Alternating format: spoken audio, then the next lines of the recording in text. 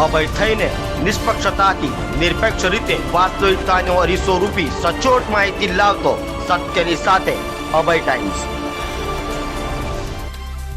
કોલકાતાની હોસ્પિટલમાં ટ્રેની મહિલા ડોક્ટરના દુષ્કર્મ હત્યા કેસમાં આરોપીઓને ફાંસી આપવાની માંગ સાથે સુરતના સિવિલ હોસ્પિટલમાં તબીબોએ હડતાલ પાડી હતી। દેશવ્યાપી ડોક્ટરોની હડતાલમાં સુરતના ડોક્ટરો પણ જોડાયા હતા।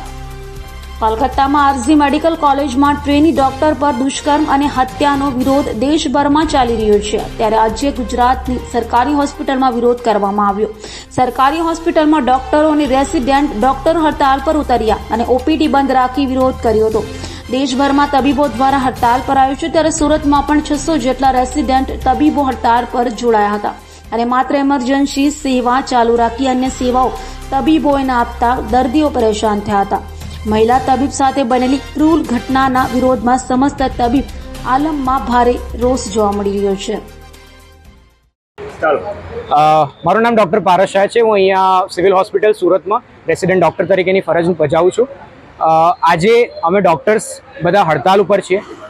સૌને કલકત્તાની જે ઘટના બની છે, જે મહિલા તબીબ ઉપર બળાત્કાર થયો છે, એનું મર્ડર થયું છે, એ ખ્યાલ હશે જ। એના વિરોધમાં અમે આજે સૌ હડતાલમાં બેઠા છીએ અને અમારી માંગણી એટલી જ છે કે જલ્દીમાં જલ્દી એ પીડિતાને ન્યાય મળે। તદુપરાંત સેન્ટ્રલ પ્રોટેક્શન એક્ટ જેનું બિલ આવ્યું છે પણ એ કાયદો બન્યો નથી, તો એ જલ્દીમાં જલ્દી કાયદો બને અને ડૉક્ટર્સને એક પ્રોટેક્શન મળે અને દરેક હોસ્પિટલમાં પૂરતા પ્રમાણમાં સિક્યોરિટી સ્ટાફ અને સીસીટીવીને મૂકવામાં આવે, જેથી કરીને દરેકની સુરક્ષાનો ખ્યાલ રખાય।